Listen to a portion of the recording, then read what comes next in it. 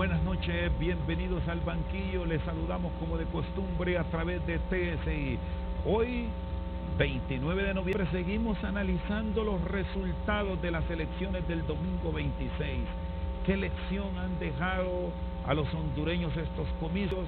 Para abordar este tema, nos acompaña esta noche el doctor Efraín Díaz Arribillaga. ¿Qué tal está? Bienvenido. Gracias, siendo muy amable por invitarme a su programa y siento muy honrado de estar aquí con usted esta noche. Bueno, ¿qué lección nos ha dejado? ¿Ustedes cómo ven los acontecimientos que aún hoy nos mantienen con esa incertidumbre a nivel del voto presidencial?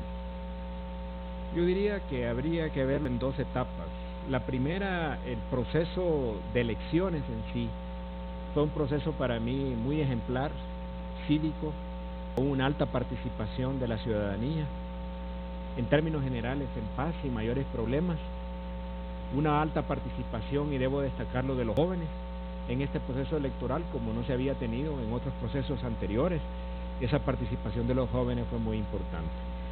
Sin embargo, yo digo que la etapa post de los comicios es donde el proceso empezó, desde mi punto de vista, a ensombrecerse, a opacarse, realmente por la falta de información y transparencia con que el Tribunal Superior Electoral, lamentablemente debo decir, ha manejado el proceso.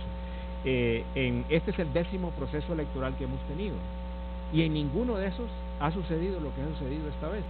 O sea, que el tribunal tome tanto tiempo para poder declarar un ganador de esos comicios, cuando tienen toda la tecnología supuestamente, y además porque correspondía, digamos, al tribunal, al menos, si no quería, digamos, dar todos los resultados de una vez, hacerlos de manera parcial, de tal manera que la gente pudiera haber estado suficientemente informada de cuál es la evolución del proceso. Y eso es lo que corresponde a un Tribunal Superior Electoral.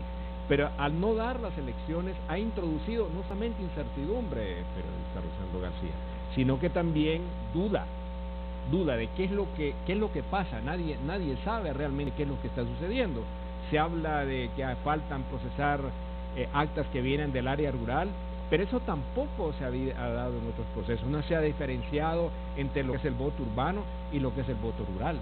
Entonces, esa parte del proceso creo que está preocupando no solamente a la ciudadanía, sino que a la comunidad internacional, porque la falta de transparencia de información genera dudas e incertidumbres sobre el proceso.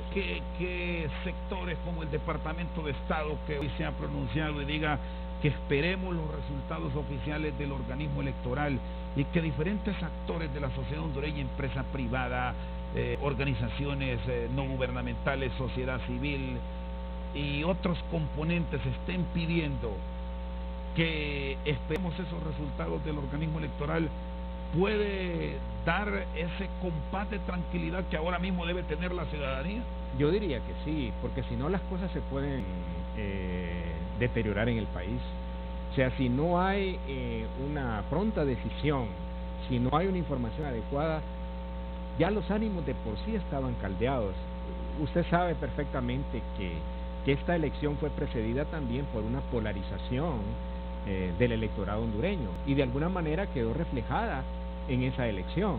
Entonces, yo digo sobre un tema que era uno de los puntos importantes en la elección, el tema de la reelección. Entonces, siendo esta situación, yo creo que el llamado, ya sea del gobierno de los Estados Unidos, como lo hizo la Unión Europea, como lo han hecho diferentes sectores de la sociedad hondureña, yo creo que es lo que procede, y eso permitiría quizás calmar un poco el ambiente que hemos vivido en los últimos 3 días, desde que concluyó propiamente el proceso de votación, digamos, en el país. ¿Cómo ve el mundo a Honduras? Ahora usted fue embajador en una economía avanzada, en un país de primer mundo. De allá una circunstancia como lo actual, ¿cómo la registra, doctor Díaz? Mire, a mí me tocó ser embajador de Honduras en Alemania precisamente en el 2010, reciente de la crisis del 2009, y era muy difícil para mí como embajador de Honduras explicar qué es lo que había pasado en el 2009. Digo explicar porque a veces no entienden alguno del contexto nuestro, digamos, en Honduras. esto que está pasando ahora tiene un impacto sobre la imagen de nuestro país. Me duele mucho como hondureño, de alguna forma u otra, cómo se ve Honduras desde afuera. Y estos hechos vienen a aumentar esa mala imagen que como país tenemos, a pesar de que hemos apostado a la democracia, porque yo creo que los hondureños lo han hecho desde la transición, desde 1980. Desafortunadamente estas actuaciones y esta conducta no contribuyen a una buena imagen del país. Recuérdese que queremos vender Honduras, la marca país. ¿Para qué? Para atraer inversión, para atraer turismo, pero con esto no deja de generar dudas, sobre todo la institucionalidad. A mí lo que me preocupa, Rosendo, es la institucionalidad del país, que ha quedado debilitada, y más específicamente en el tema del Tribunal Superior Electoral. ¿Y cuál debe ser el papel de los líderes ahora mismo, confrontando ideas entre el candidato del Partido Nacional y sus bases, sus seguidores, e igual del lado de la alianza? ¿Quién es el llamado a buscar una armonía? Bueno, en este momento, como hay duda sobre el proceso en sí, o sea, quién es realmente el posible ganador, porque bueno, en un momento se dijo que uno, y ahora pues pareciera ser que las cosas tienden a cambiar. Pero mire, independientemente del resultado, va a ser una elección apretada. Y en la ausencia de una segunda vuelta en Honduras, que yo creo necesaria, fundamental, como una de las reformas políticas necesarias para Honduras, yo digo que el próximo gobierno tiene que estar confrontado a una situación muy difícil, y que lo que requiere es un nuevo liderazgo. Yo cuando hablo de un nuevo liderazgo me refiero a la capacidad de poder concertar y consensuar una agenda de país, que pueda realmente disminuir el clima de confrontación y enrumbarnos hacia un clima de colaboración y de construcción de la nación hacia el futuro. ¿Estamos a las puertas de un gobierno de consenso, o esa es una ruta para buscar un arreglo en paz? Sí, yo digo que es una necesidad para la nación, un gobierno de consenso. Además, por la conformación que vamos a tener en el Congreso Nacional, las corporaciones municipales, el resultado apretado de la elección, yo creo que requiere los consensos mínimos para que la nación pueda crear un clima de paz, tranquilidad, que nos permita trabajar en las tareas grandes que el país tiene para impulsar su desarrollo. Para mí una de las grandes tareas, por ejemplo, y la pregunta que yo siempre me hago, ¿cuál es el papel de Honduras en la globalización, por ejemplo? Es una respuesta y es un reto que tenemos que hacer, hondureños. Pero ese tiene que ser una agenda nacional en el cual concurran diferentes sectores. Por eso la habilidad de lo que es un juego, usted me decía cuál es uno de mis apreciaciones y lecciones. Yo creo que en el voto que la gente dio está también esperando una nueva forma de liderazgo que rompa con un tradicionalismo político y un sistema, un estilo de gobierno que ya la nación ya no desea, sino que necesita ese cambio fundamental. Usted me habla de ir preparando el país en el marco de una reforma política integral y me habla del balotaje. ¿Está preparada la clase política hondureña, que ha vivido históricamente bajo un bipartidismo que ahora parece se ha fracturado, para entrar en este tipo de reformas? Yo creo que sí. Yo creo que además es necesario. ¿Por qué es necesario? Mire, yo soy del convencimiento de que el país no puede seguir teniendo gobiernos electos por una minoría. Cualquiera que sea el resultado, los que no votaron por el que no va a salir de presidente es la mayoría. Entonces, ¿cómo vamos a construir una legitimidad si no tenemos una mayoría? Entonces, el balotaje para mí da la oportunidad de tener un respaldo mayor del electorado, y nos evitaríamos esta zozobra y esta incertidumbre que estamos viviendo en este momento, porque entonces las cosas estarían mucho más claras y se sabe que los dos que fueron más votados son los que van a ir al balotaje. Ahora, este es un espacio que genera temor, sobre todo al que esté en el poder. No, claro, por supuesto que sí, pero yo creo que más allá de eso, parece quizás de mi parte, yo podría decir tal vez muy ideal, pero yo creo que hay que anteponer los intereses de la nación frente a los intereses particulares. Sobre todo yo aspiro a que prevalezca el bien común y no los intereses particulares de grupos políticos o económicos. Entonces yo por eso digo que tiene que haber una agenda mínima que nos permita superar los obstáculos que hemos estado teniendo y el nivel de confrontación que hemos tenido. Además, el nivel de fractura de la sociedad hondureña está presente casi desde el 2009 y ese nivel de fractura todavía no lo hemos superado. Y si no lo veamos, ¿cómo quedó, digamos, el electorado actualmente? Entonces yo digo que es necesario ir generando esas condiciones. Está con nosotros esta noche al banquillo el ex candidato de la Democracia Cristiana, Efraín Díaz Arribillaga. Ya volvemos.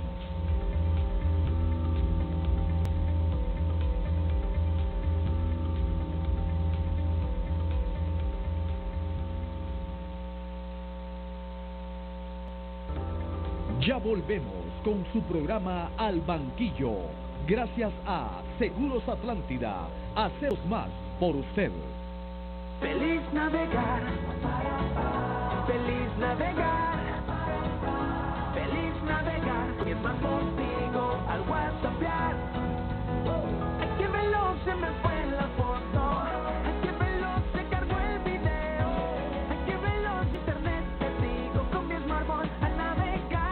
Lleva tu smartphone 4G LTE desde 999 lempiras y te regalamos una super recarga de 100 lempiras. Búscalo en tiendas Tigo. Tigo me llega. Con tus tarjetas de Banco Atlántida te puedes ganar un carro. Son 30 carros último modelo. Solo tienes que usar tus tarjetas de crédito o débito de Banco Atlántida. Y por cada 100 lempiras de compras, acumulas boletos electrónicos para participar en uno de los 3 grandes sorteos. Si aún no la tienes, solicítala ya. Entre más las utilices, más oportunidades tienes de ganar. Banco Atlántida. Imagina, cree, triunfa. Hola, Trajiste las cardioaspirinas. aquí están. Y estas no son de Bayer. Cuidado, con el corazón no se juega. Te dije cardioaspirina. Confíe su corazón a quien más sabe. Cardioaspirina. Una cardioaspirina al día puede salvarle la vida. Si es Bayer, es bueno. Está clínicamente comprobado que tomar una cardioaspirina al día puede salvarle la vida. Por los que más ama, cuide su corazón. Cardioaspirina. El sorbo ese jugo te pone a mover la cabeza y los pies. El puro sabor a naranja azula te pone a bailar así. Y todo mi pueblo se mueve. El jugo más jugo se bebe. Los chicos y grandes lo quieren. Ya todo el mundo lo sabe que Sula se toma así. El sabor de las frutas lo conserva con naturalidad. ¿Quién quiere Sula? La. Jugo Sula, el jugo más jugo. Sula, pura confianza. La magia de la Navidad. El amor hacia los demás. El sabor de compartir con nuestros seres queridos. Las historias más dulces con Paola Lazzaroni y Jean-Paul Irías en Celebremos Llegó la Navidad. Gran inicio este viernes a las 6 de la tarde por TSI.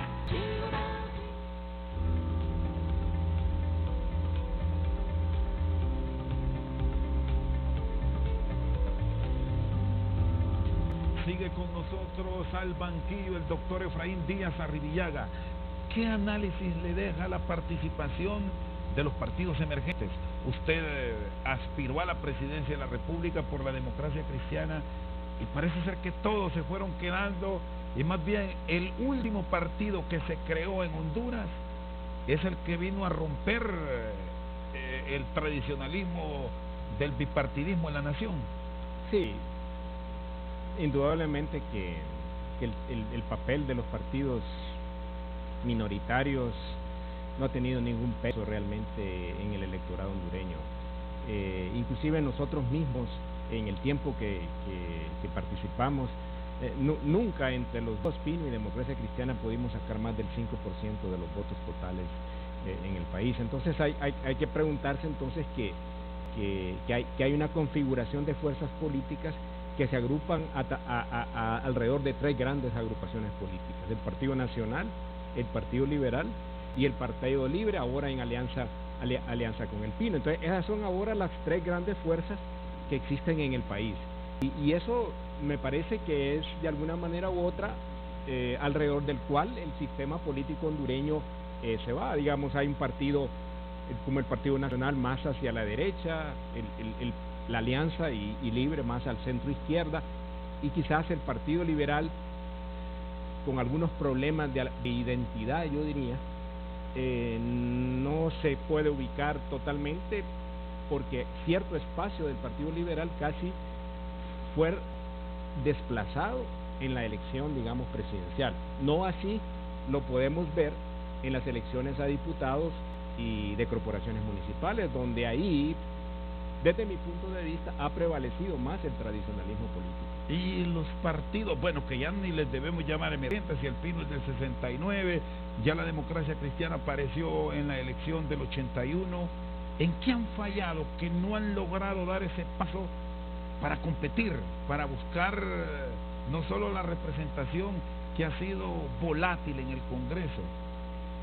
No han tenido realmente una propuesta y sus actuaciones han sido igualmente cuestionables desde el punto de vista. Mire, yo le quiero decir, cuando yo fui diputado en el Congreso Nacional, yo era el único diputado de la Democracia Cristiana. Pero ¿qué es lo que teníamos? No teníamos un respaldo electoral, pero teníamos una reserva moral, credibilidad, y aun cuando no teníamos las posibilidades de cambiar cosas, nuestras posiciones y nuestros discursos eran realmente valorados por la ciudadanía. Tal vez no siempre se traducían en votos, pero había credibilidad. El problema de estos partidos actualmente es que no tienen credibilidad y no tienen liderazgos tampoco, liderazgos creíbles. Haberse confabulado o haber llegado a alianzas que fueron cuestionadas les dañó, les terminó pasando factura en estos últimos procesos, en donde incluso los representantes que han logrado ubicarse por el voto del partido terminaron creando otros institutos políticos. Definitivamente, yo digo, en el caso particular de la Democracia Cristiana, aparte de la división interna, yo creo que su demasiada proximidad a los partidos el partido de gobierno en un momento, fue en un momento liberales, y eso se acuerda de aquel famoso bisagrismo, el partido bisagra, pues ni eso ya ahora.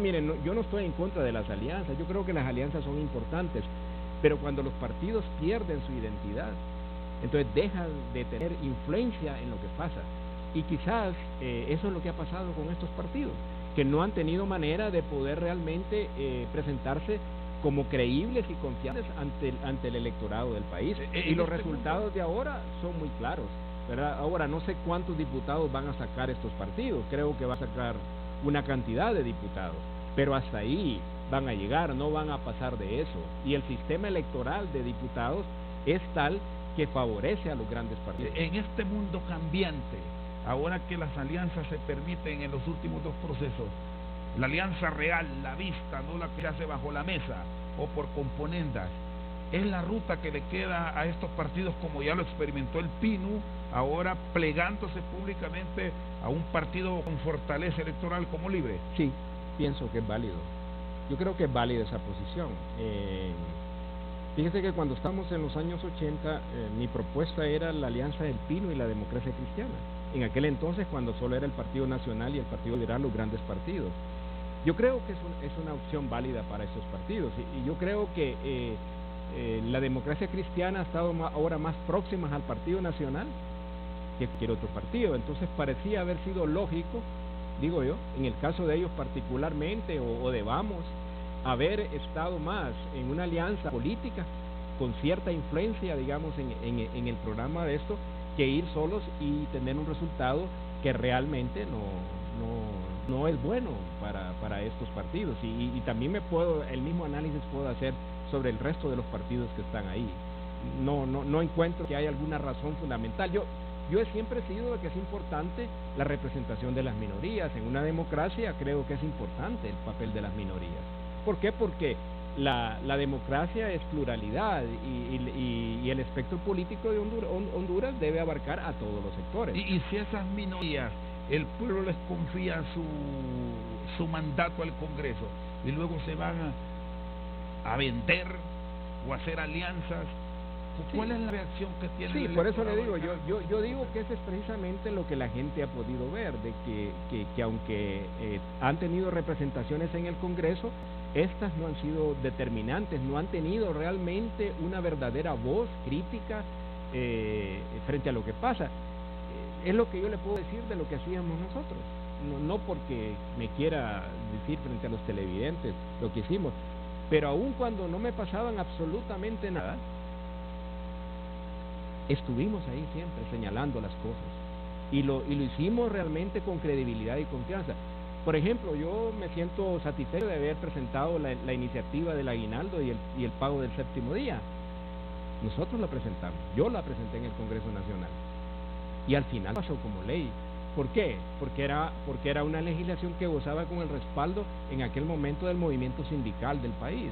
Entonces, digo, esas son las cosas que creo que les ha faltado a estos partidos. Han estado alejados no solamente de la ciudadanía, sino que del movimiento social.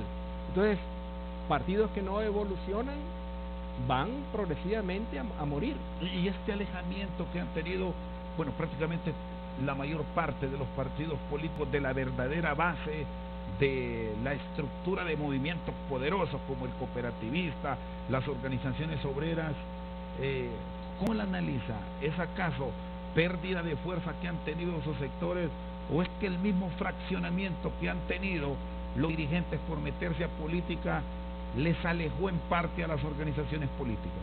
Mire, Rosando, ese es el abandono de los principios del partido. Puedo hablar por la democracia cristiana, no puedo hablar por los otros partidos, pero en el caso particular de la democracia cristiana ha sido el abandono de los principios fundamentales del partido y la búsqueda.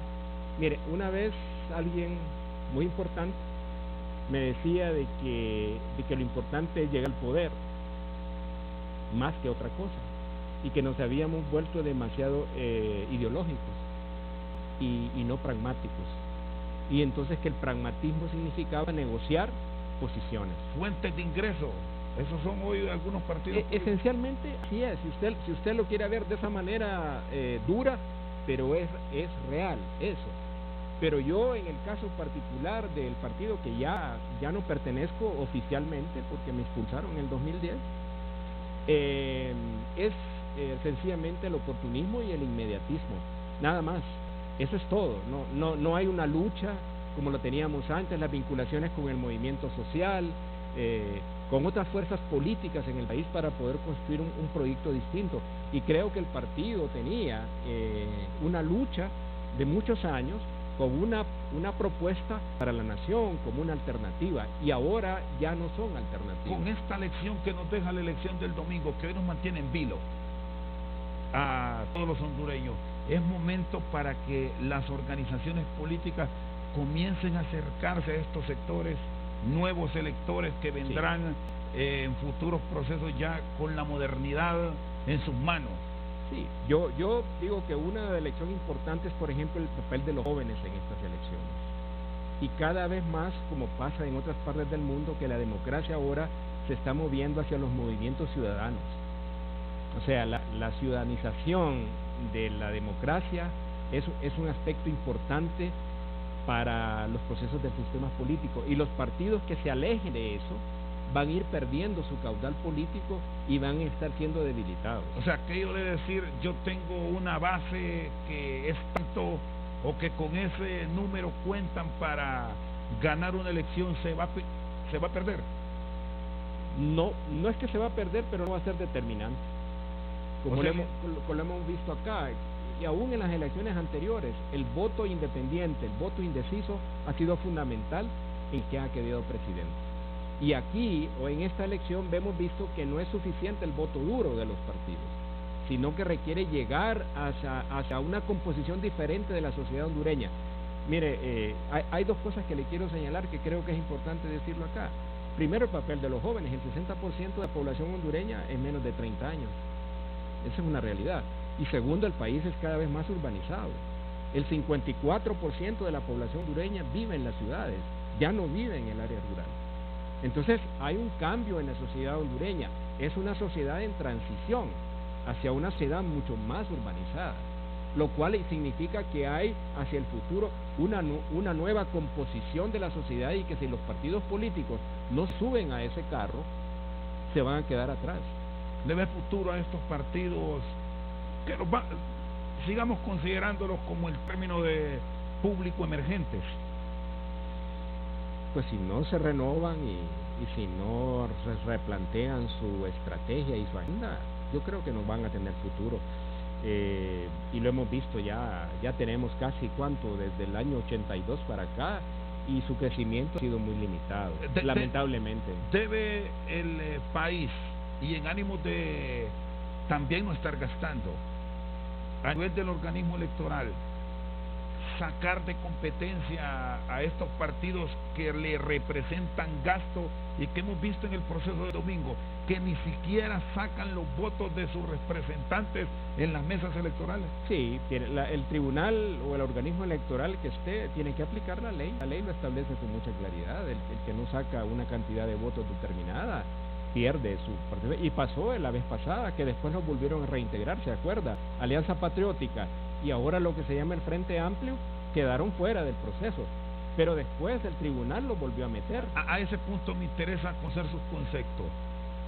¿El término supremo se lo deben ratificar como tal al organismo electoral y que una decisión de ellos no se la refute la Corte Suprema de Justicia?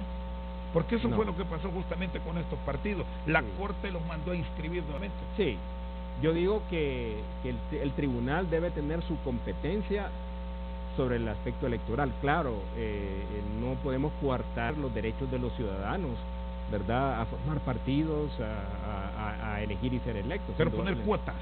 Cuotas, pero la ley electoral establece de que si usted, no sé cuánto es ahora, pero antes era 10,000, creo que eran 10,000 votos si usted no sacaba, ya no podía continuar en eso.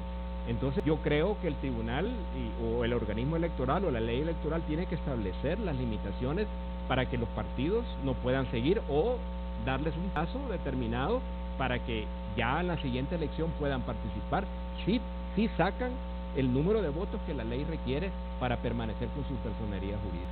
Está con nosotros esta noche al banquillo el ex candidato democristiano Efraín Díaz Arribillaga. Ya volvemos.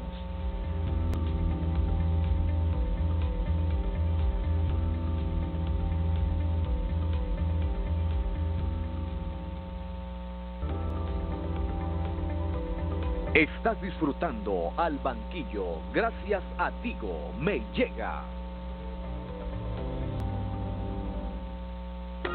86 equipos, 176 personas en total completaron su aplicación de Startup Challenge. 20 equipos fueron seleccionados, 8 en la pista de despegue y 12 en la pista de vuelo. Honduras Digital Challenge 2017. 8 y 9 de julio, tu próxima oportunidad. Visita nuestra página web www.hondurasdigitalchallenge.com. Con sus tarjetas Banco de Occidente, gana porque gana. No importa si compra mucho o poco, si nadie le acompaña o compra en compañía. No importa si compra en línea o en persona, comprando y tirando, gana porque gana. Por cada 400 lempiras en compras o retiros en cajeros Banes, participa en el sorteo de 30 premios de 20,000, 5 de 100,000 y un gran premio de 500,000 lempiras. Solo en Banco de Occidente.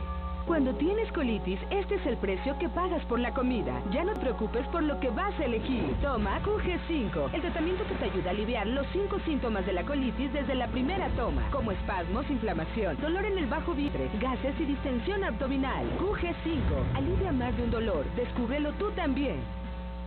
A partir de los 35 años, tu cabello empieza a envejecer. Tío Nacho Antiedad contiene el más puro poder de la jalea real, capaz de borrar los signos del envejecimiento. Un cabello con más volumen, más resistente, más flexible, más manejable. Recobra la apariencia de un cabello joven con Tío Nacho Antiedad. Tío Nacho, el rey de la jalea real que da nueva vida a tu cabello. Los empresarios llegaremos al final. Los voluntarios estaremos siempre aquí. Los hondureños somos todos Superplan y tu futuro juntos vamos a abordar. Toda la vida,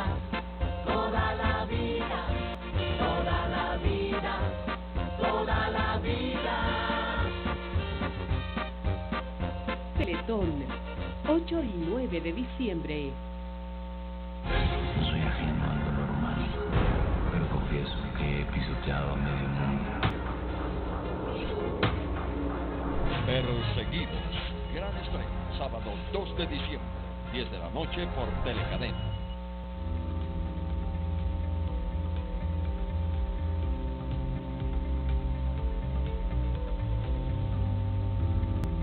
Sigue con nosotros esta noche al banquillo don Efraín Díaz Arrillaga. ¿Cómo analizar esta votación del domingo?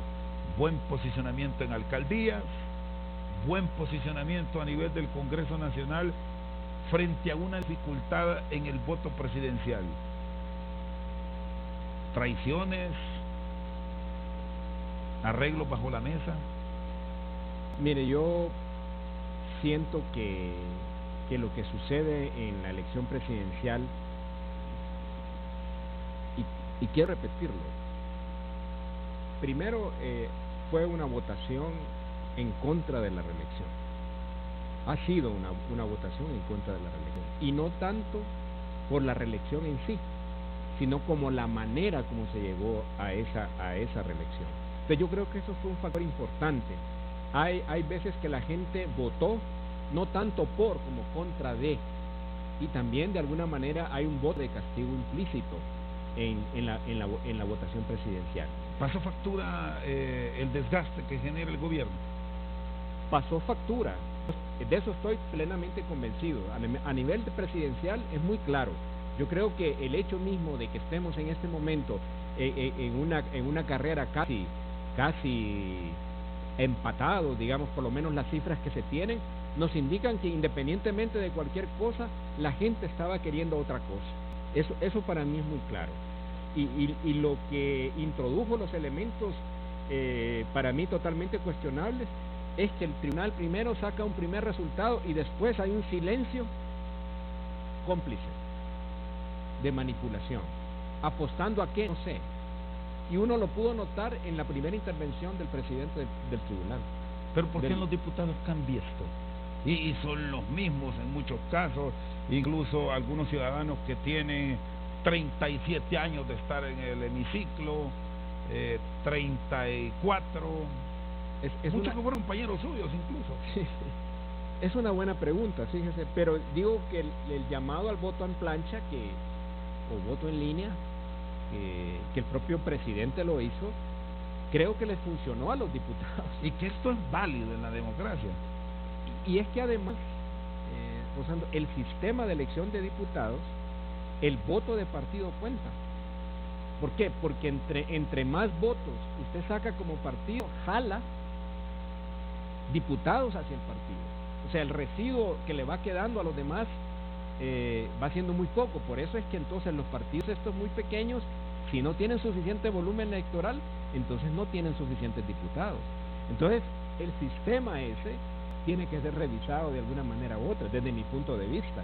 O sea, porque no favorece una mejor integración del Congreso, por ejemplo eso. Hay diputados que no merecen estar ahí en el Congreso nuevamente. Deberían regularse la ley electoral y así sí, como se busca un techo para el presidente, que el mismo gobernante lo ha solicitado a 2 periodos, que está pendiente de discutirse, que también haya ese movimiento a nivel de diputados y de alcaldes, y no tener, le insisto, en diputados que están desde el siglo pasado. Yo pensaría más bien que estableciéramos el sistema de los distritos electorales, de tal manera que el diputado, igual que el alcalde, es electo directamente por la gente y la gente sabe por quién está votando. Para mí, o una combinación de distritos electorales listados, ¿verdad? Porque bueno, hay veces que es difícil poder impedir que los diputados se puedan reelegir, o los alcaldes municipales, si hacen un buen papel. Si hacen un buen papel, el sistema de distritos electorales permite que la gente decida si quiere que siga o no quiere que siga. Pero actualmente, como está el sistema, es el partido lo que los elige al final. O sea, no es tanto el ciudadano en sí, sino que es el partido, es el voto del partido. Le está diciendo usted que vote en plancha, y claro, ahí lo arrastra el partido, es el voto de partido. Y los alcaldes como tal, con el reflejo de la elección del domingo, que ha dejado bien posicionado al Partido Nacional, le sigue el Partido Liberal, y el que más se afecta entre las tres fuerzas grandes es la Alianza. Han dejado ya de estar con la identidad propia de partido y son las figuras individualmente las que se posicionan en el electorado. Definitivamente, en el caso de las corporaciones municipales es muy claro, y usted lo ve el caso de Tegucigalpa y ve el caso de San Pedro Sula, ¿verdad? O sea, cuando usted tiene una votación por el alcalde de Tegucigalpa que supera el 70% de los votos, eso quiere decir que su proyección va mucho más allá del partido. Y lo que la gente ha valorado es el trabajo que ha hecho el alcalde Azura. Entonces ahí trasciende el voto partidario, y para mí es el mismo sistema que debería ser para los diputados, para que el diputado se preocupe por los intereses de la comunidad a la cual le eligió, o sea, que él responda a los votantes y no tanto al partido. Y creo que ese es un cambio que hay que hacer en la ley para mí. Hay unos que no están a favor de esto que estoy diciendo, pero para mí lo veo saludable para tener un mejor Congreso. No estoy seguro que vamos a tener un mejor Congreso, se lo digo sinceramente. Con lo que estamos viendo ahora, que visualiza falencias, falta de liderazgo, capacidad de discusión, de deliberación. Falta de liderazgos, falta de capacidad legislativa. Me parece que hay muchas cosas de por medio ahí. El haber cambiado el sistema de elección de figura, de poner la fotografía bajo este nuevo sistema, y que hoy usted me lo señala, no es bueno. Es que mire, yo no sé si a usted le pasó, pero yo cuando tenía que votar, tenía que hacer grandes esfuerzos para poder completar la papeleta, porque la mayor parte de la gente uno no la conoce. En tanto que si usted está dentro de un distrito electoral y el diputado se presenta como hay en otros países, pues, en otros países en forma de distrito es lo que cuenta. Entonces usted sabe por quién va a votar y ese responde usted, pero no al partido. Aquí responden al partido, porque el partido al final es lo que los elige, o sea, es lo que los arrastra y los lleva hacia eso. ¿Qué pasó con el Partido Liberal? Mire, el Partido Liberal sufrió una crisis, es decir, la crisis del 2009 afectó tremendamente al Partido Liberal, y el Partido Liberal no pudo recuperarse realmente de crisis. La formación de Libre, de alguna manera u otra, fue un golpe fuerte para el Partido Liberal. Pero aún así, yo creo que el Partido Liberal tiene un papel que jugar, como usted lo señaló, y yo coincido plenamente, que el tradicionalismo político sigue existiendo en Honduras, y se ve reflejado en el Congreso Nacional y en las corporaciones municipales, no tanto a nivel presidencial. Ahí sí podemos decir que hay una ruptura con el tradicionalismo. ¿Y cómo hacerlo resurgir? ¿Con qué tipo de figura?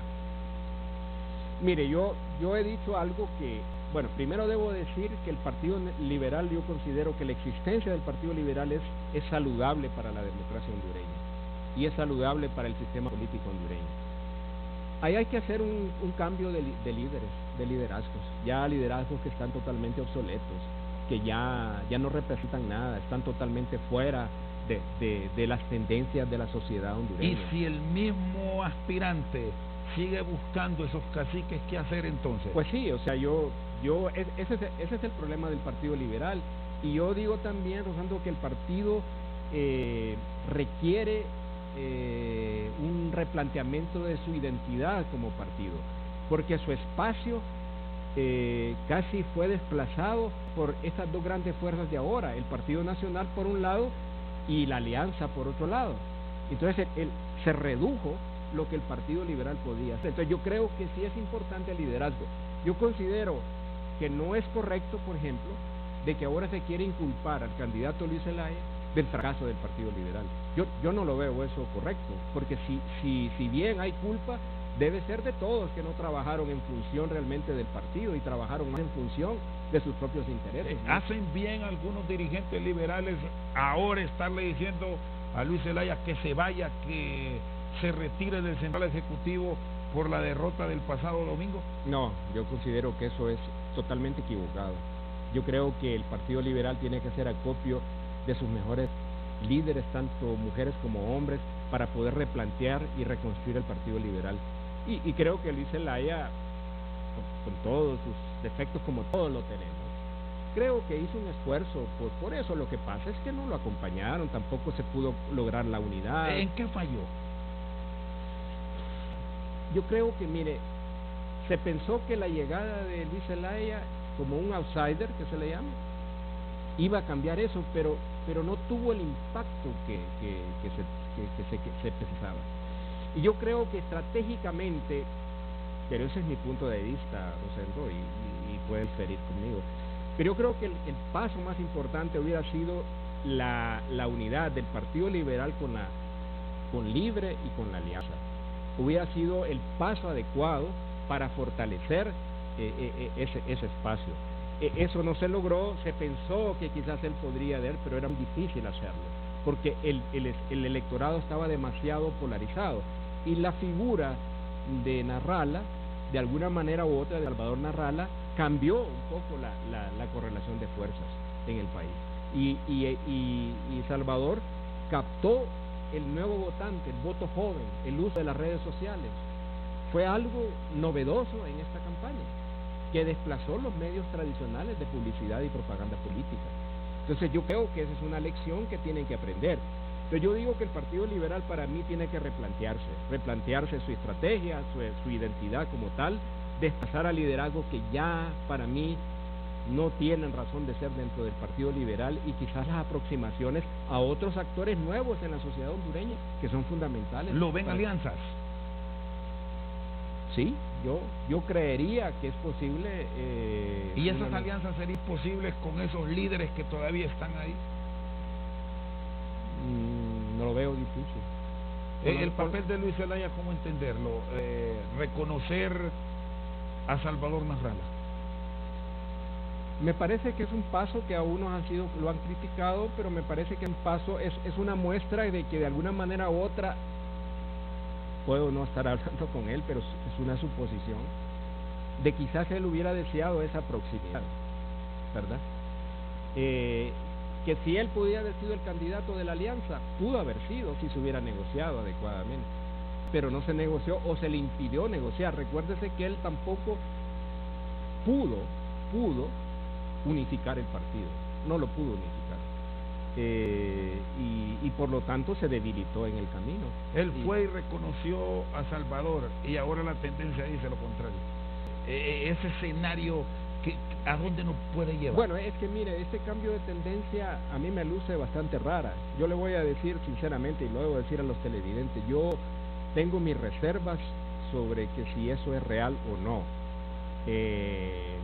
Porque mire, desde un inicio, cuando empezaron a hablar del voto rural, yo empecé a tener ciertas dudas. Pues, ¿qué es el voto rural?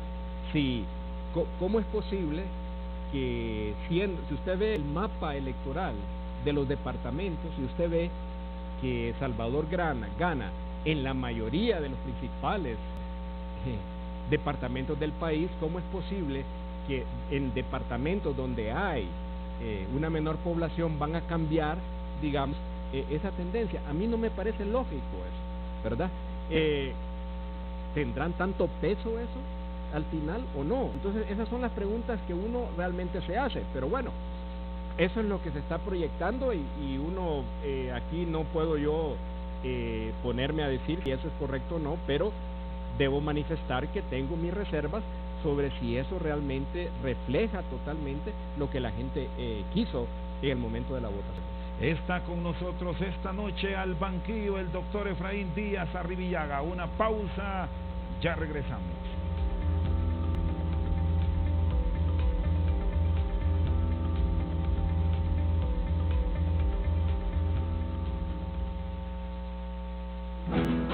Al que se las lleva de torero y de repente se le clava un dolor severo. ¡Ay, mi hombro! Ya todos lo saben y lo recomiendan. Vitaplenaco, por sus cápsulas de gelatina blanda que combinan medicina contra el dolor y complejo B, que alivian el dolor y la tensión. Próbalo y recomendalo vos también. Siempre estamos cerca de ti cuando más lo necesitas. En Seguros Atlántida nos reinventamos y hacemos más por ti, innovando en la forma de brindarte seguridad y tranquilidad. Con nuestra nueva app gratuita de autoasistencia Atlántida, recibes el beneficio de la cobertura completa, rápida y eficiente de nuestro seguro automotriz, porque hemos evolucionado para ofrecerte soluciones inmediatas con la más avanzada tecnología y nuevos y eficientes servicios. Siempre cerca de ti cuando más lo necesitas, las 24 horas del día. Seguros Atlántida. La onicomicosis es una infección de las uñas causada por hongos que cambia su color y grosor. Es muy frecuente por su fácil contagio en hombres y en mujeres. Unesia, un efectivo medicamento antimicótico que se aplica fácilmente, ayudando a recuperar el color y la dureza de la uña. Unesia, el reparador de uñas. Mi espalda estaba tensa por estrés. ¿Usé Ultra Bengué? ¿Y Tantan? Ultra Bengué inflama, anestesia y tiene un efecto térmico. Bengué es el dueño de mi espalda y de mi cuello, brazos, piernas, pecho. Ya pasaron otros 30